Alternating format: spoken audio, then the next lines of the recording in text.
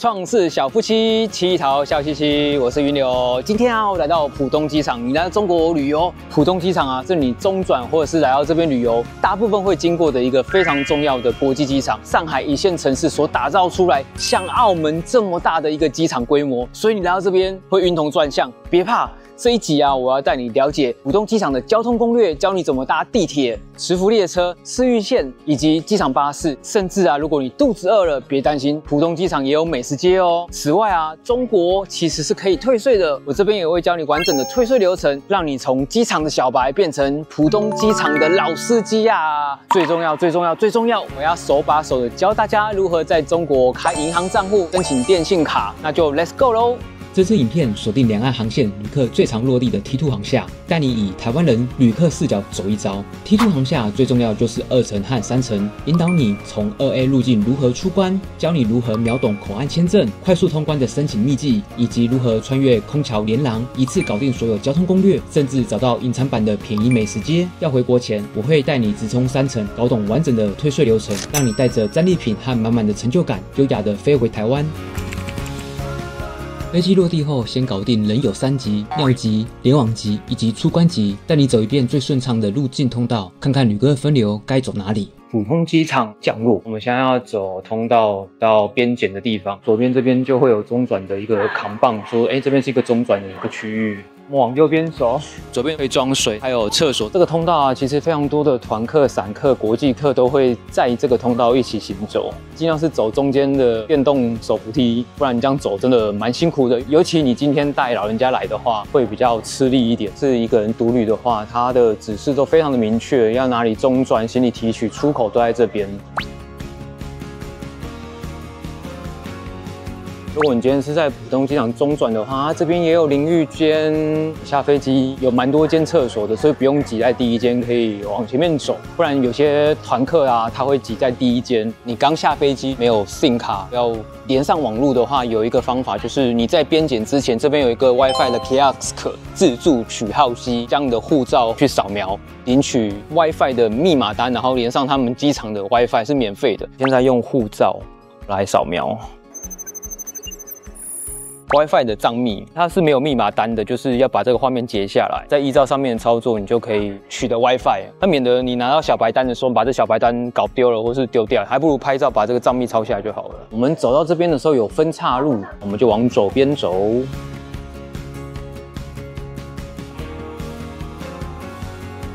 忘記帶台胞證或簽證過期，浦東機場啊竟然可以現場辦理。這裡啊是你的救命稻草。在口岸簽證的岸口這邊是沒辦法拍照跟錄影的，所以我就只能出來這邊跟大家講。不幸你的卡式台胞證你可能遺失了，今天臨時的要奔喪或是探病的話，可以來這邊申請口岸簽證，它就是一次性的台胞證，3個月的效期，它算是你一個救命稻草。想享受10秒通關的快感嗎？入境後馬上帶你直奔eChannel快速通關申請處，教你一勞永逸。預先採集你的指紋，你下次在通關的時候，你直接透過自動的閘口，你就可以過關。機場這邊啊，人流量真的蠻大的，常常來中國旅遊的話，旁邊看到有這個快捷通道信息採集，這邊去做一些手續，然後按開始採集，把台胞證啊正面朝上，它會給你一些資料，你要核對，所以你的名字、你的國籍，本人同意在浦東機場這邊做指紋的採集。好，那我們按同意下一步。將2隻大拇指放在前面，我會建議這邊如果有衛生紙的話，你擦一下上面的，不然它採集的時候會出現一些誤差。沒問題之後，它開始做你的人像採集，再按次確認。完成對岸，請取走證件。在行李轉盤的26到27之間，這邊有2個專門賣 SIM 卡隨身的 WiFi， 可以看到非常多的外國人在排隊。如果你是精打細算的背包客，請把機場辦卡視為權宜之計，因為這裡的套餐費率通常比市區貴上20%到50%。影片後面啊，我會跟大家講解如何到電信營業廳申辦電信卡。提醒大家一下，如果要找你行李的轉盤的話，可以來接近30號轉盤這邊看一下相關的資訊。出關口啦，前面啊，它有很明確的指示說，如果你今天是網約車、出租車，或者是你今天要坐地鐵的話，你要到T1 1號航廈的話，也是往右邊走。前往搭乘交通工具前，先來介紹2層有哪一些服務，例如移動、聯通等電信服務櫃檯，專門為國際旅客設計的短程上網卡或套餐。但切記我的提醒，這裡的辦卡價格會比市區營業廳貴上不少。如果只是應急，這裡絕對是首選。想買飲料或是零食的話，也有全家便利商店，同時旁邊也有 ATM 提款機，標注有 Visa、Master 等標誌，你可以直接使用國際卡提領人民幣現金。如果只是小額換匯 ，ATM 的匯率通常比人工櫃檯稍微划算一點，而且全天候服務。中轉旅客如果你有長時間的轉機空檔，不想要拖着行李拍拍照，行李寄存服務也蠻不錯的，提供價目表讓觀眾看一下。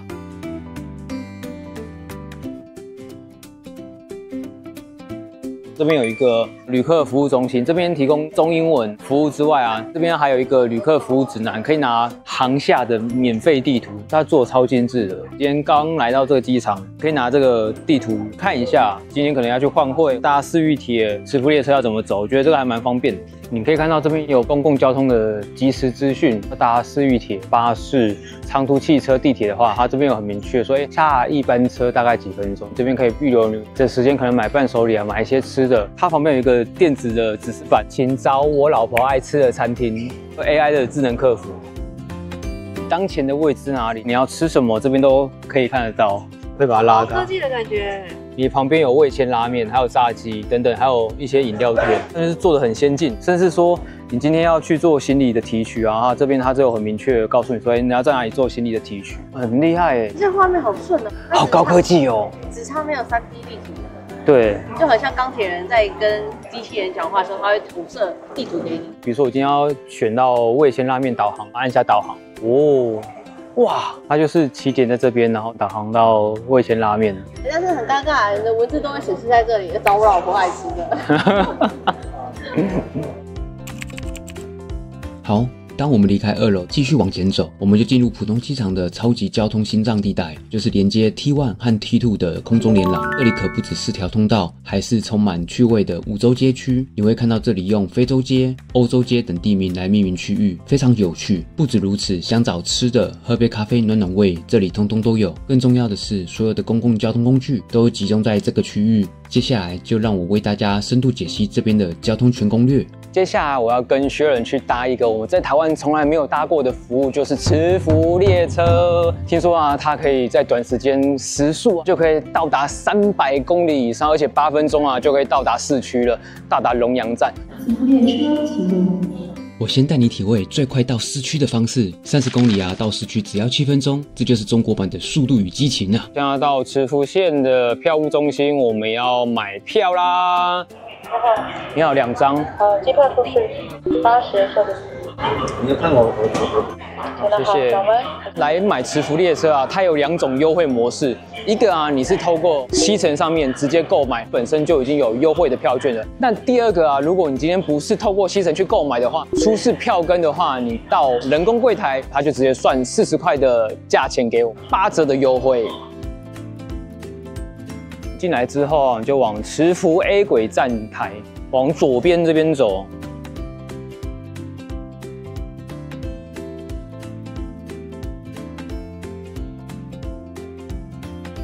我跟他去拍他車頭的時候，前面是沒有列車長的，他沒有人去控制這台車，全部都是自動的，所以它是一個區域，然後自動化的軌道，可以在裡面飆上300以上的時速，真的非常的誇張。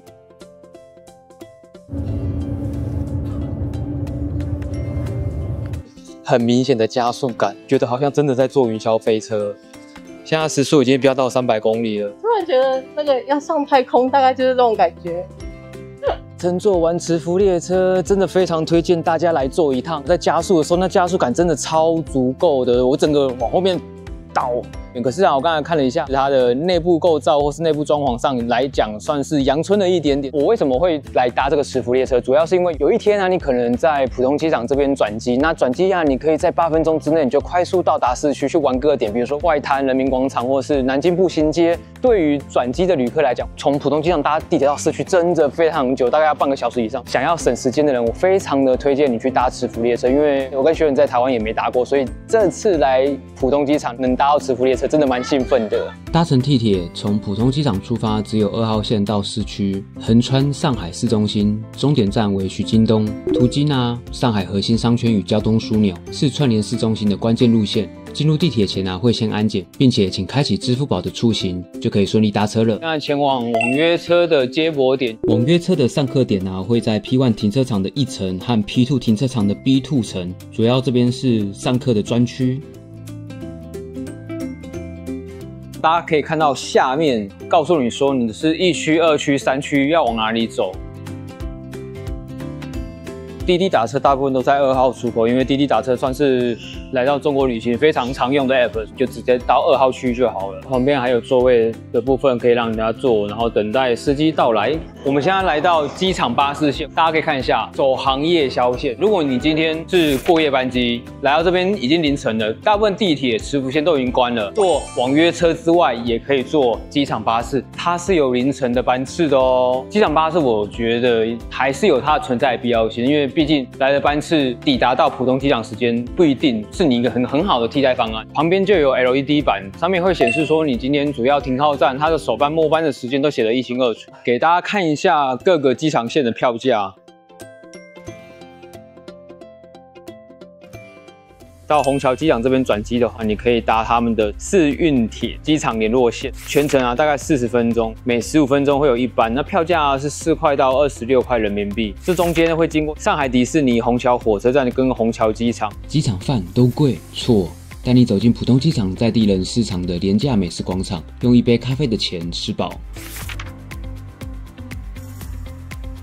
這邊美食廣場比較集中，而且價格上比較低廉一點點。如果你今天在浦東機場轉機，或者是你要去市區之前，或許來這邊可以吃飽，享受一下這邊中式的美食料理。哎，這個還不錯哎，100塊以內，所以我覺得還算便宜的。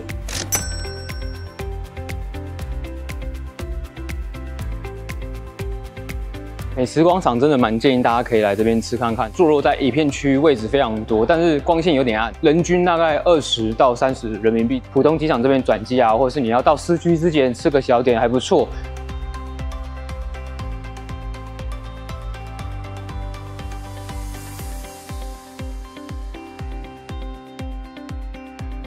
我走到五洲中路的时候，它這邊有一個大眾空港賓館，直接搭電梯上去，服務上還蠻全面的。然後我們給大家看一下房價哦，一間大概2到3000塊台幣要，景觀還不錯耶。看它的照片示意圖是可以看到機場外觀的。如果你今天是中轉或是想休息的話，這邊的價格可以參考一下。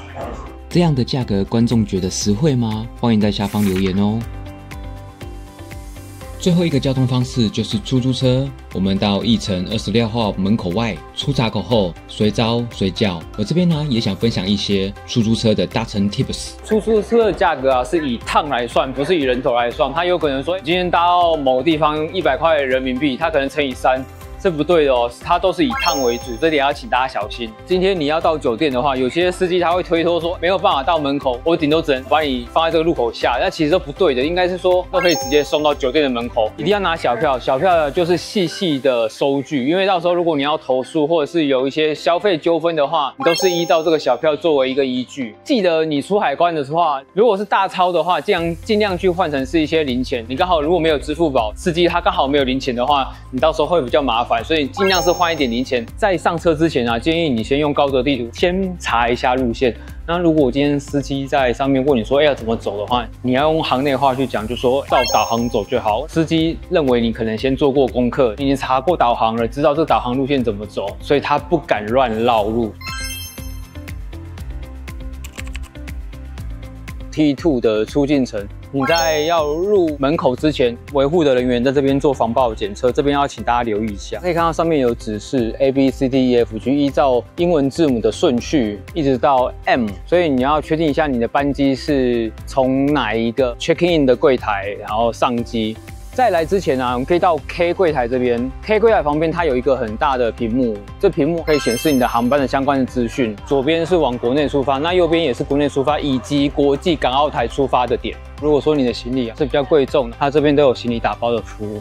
此外啊，如果你今天有多餘的人民幣想要換匯的話，前面也有貨幣的兑換署，這一 part 非常重要，打開你的耳朵仔細聽，因為這有關錢的部分。來到中國大陸啊，可以退稅，你只要滿人民幣200塊，約當台幣900塊到1000左右。退稅的地點在哪裡啊？它就在國際港澳台要出境之前，它有一個手扶梯，你往右邊走就會看到中國海關。什麼情況下你才可以退稅？在你的百貨公司或是商店，它是要問一下店員這邊可不可以退稅，你要拿幾個單據，退稅專用發票以及退稅申請單。拿到這些單據之後，店員他會幫你蓋章，蓋完章之後，你將這些單據拿來這邊，再加上你購買的商品，比如說我今天買的是電腦好了，你不可以把你這個電腦拿去托運，因為海關人員他會隨機的抽查，所以你要把這些單據拿好，再加上你的退稅商品保存良好之後，拿到這個櫃台給他蓋章。我們入境安檢之後，直奔退稅的櫃台，單據拿給這個櫃台之後，他就可以退稅給你，他會退現金或者是信用卡的方式，原本的途徑返還給你。我這邊也要分享一個，上海它有提供一個新的服務，叫做購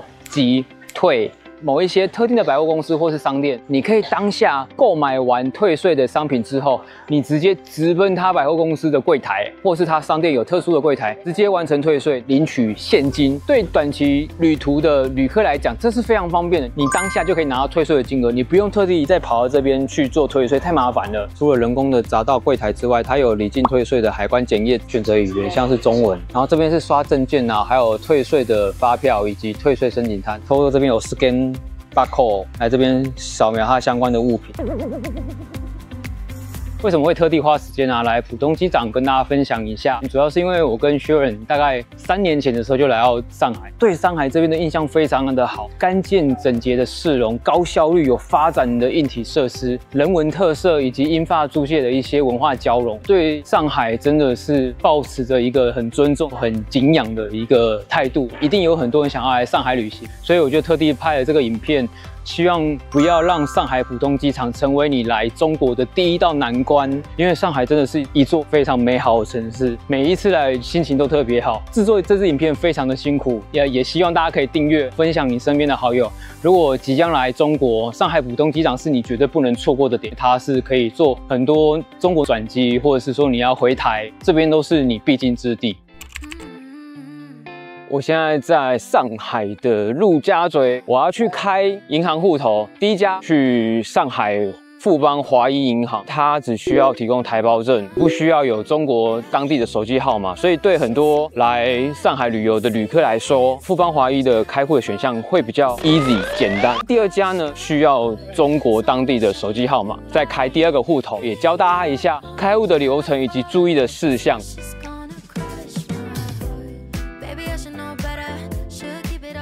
你好，我要用台胞證辦開戶。我沒有大陸的手機號。那台灣手機現在能撥通嗎？因為我們現場需要撥通或者接收短信。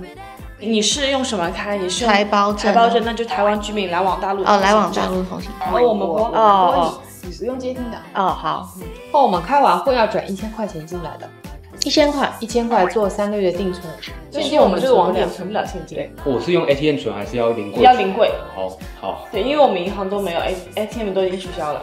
好。終於開完戶了，我還是犯了一些錯，想跟大家分享，免得大家重蹈覆轍。第一，你要先在他們的微信有一個富邦華一的急速開戶預登錄的這樣的一個選項，在這邊先填寫相關的資料，因為 Sharon 要開戶之前，其實他透過這個 app 填了好多資料，蠻耽誤時間的。建議說你在來這邊開戶之前，先把這些相關的資料填寫好之後，順利利來到這邊開戶。第二點，你的手機在現場要可以收到他們的電話，領櫃人員他會直接撥打電話到你的手機，你的手機要能接通。第三點，你必須要有 email， 當下會寄送網銀的賬密給你，你要確認你這個 email 是有效的。第四個也是犯的最大的錯，今天是來到陸家嘴分行，它是沒有辦法做現金存匯，一次要存1000塊人民幣進去。但比較奇妙的是，它也沒有讓我一定要存完之後再離開，就是我賬戶已經開好了，那我可以之後再到他們富邦華一的營業部總行這邊去做現金的存匯。可能隔天就要消費的話，一定要馬上趕快把錢存在他們的營業部的總行，不然就會很挫賽。建議說大家可以直接到富邦華一的總行這邊去辦開戶存現金，一次就完成。現在我要去中國招商銀行開我自己的賬戶，因為我本身是有中國手機號的，那也想要跑一下流程，跟大家講解一下如何在中國內地這邊開銀行賬戶。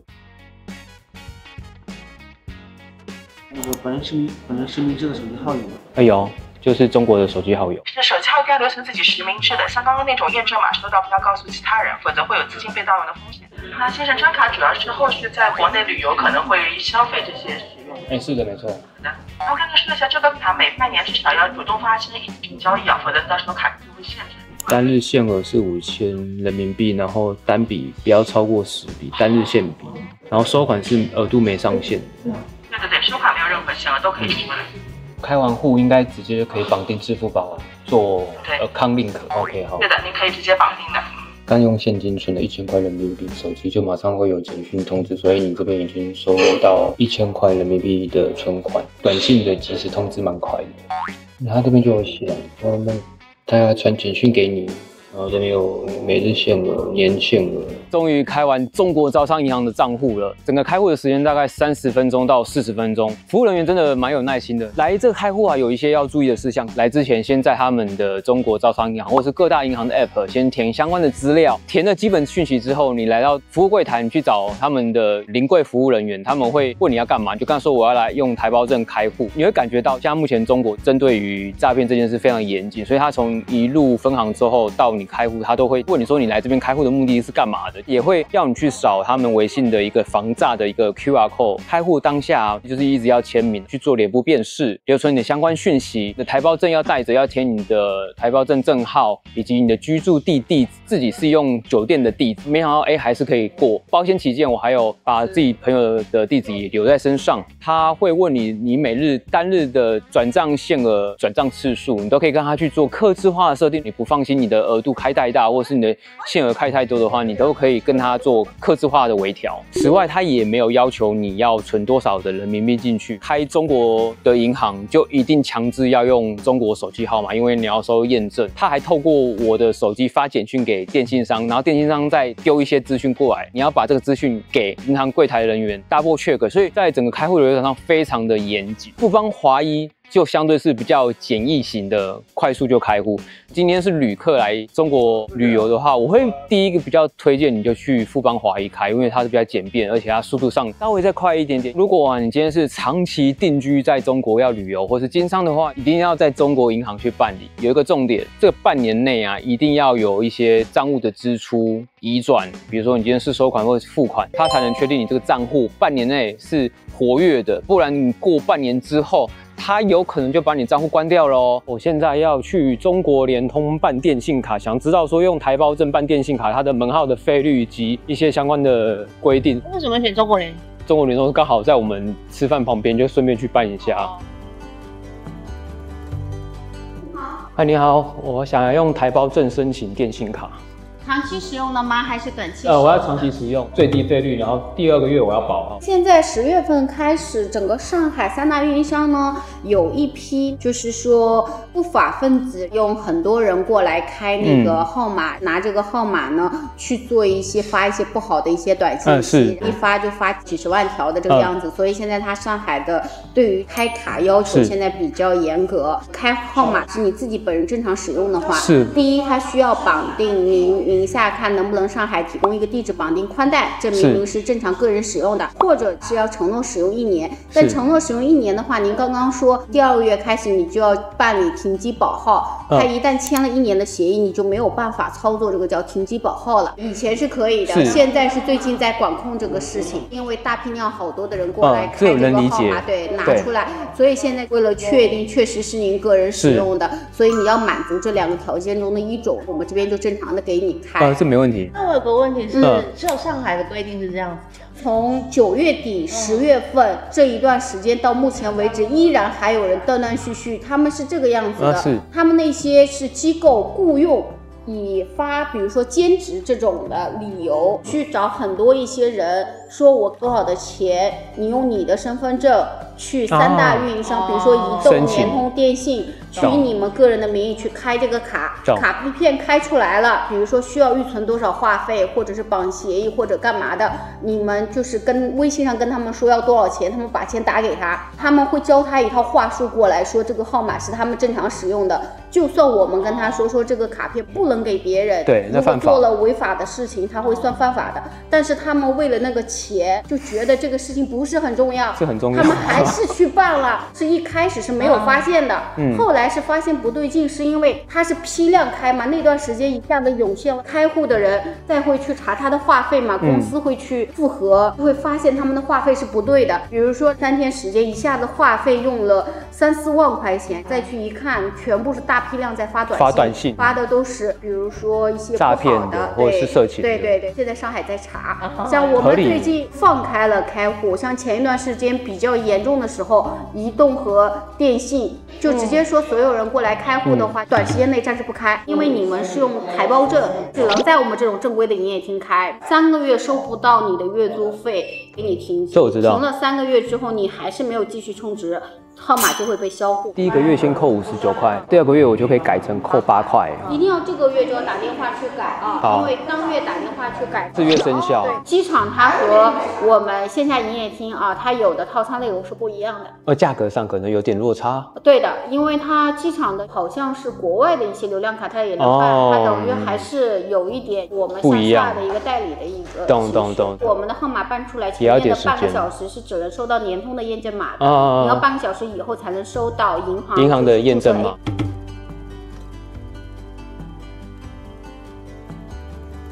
人脸辨識，对，我们这边最少要充1把。來中國聯通辦理的時間大概需要20分鐘到30分鐘。你出示台胞證，它會核對你的一些相關資料之後，會要你簽名。重點是簡體字，好久沒有寫簡體字，剛才還發生了很多錯誤。它會做人臉的辨識，辨識完沒問題之後，它會讓你現場做現金的儲值。最低是100塊人民幣。那之後啊，你可以用支付寶或是用信用卡的方式，透過他們中國聯通的 App 去做線上的儲值。之後可以打這電話，在第2個月之後做保號，不停機，但是它保留這個號碼，我每個月只要改到最低的費率是8塊錢，1個月只要扣掉8塊錢，我這個號碼就可以一直保留着。但是它有講到一個重點啊，比如說今天是1月好，你2月可能要來到中國大陸這邊來旅遊的話，你1月就要先致電給他們線上客服，改套餐、改方案，旅遊的時候你就可以用比較高的寬頻流量。另外啊，我想要分享，你可以透過中國聯通的 App， 依照你的月、日、時儲值流量。如果短時間之內你要應急的話，這是不錯的應急方案。喜歡這支影片就按下訂閱，開啟小鈴鐺，然後分享給你的朋友。我們是創世小夫妻，下集見。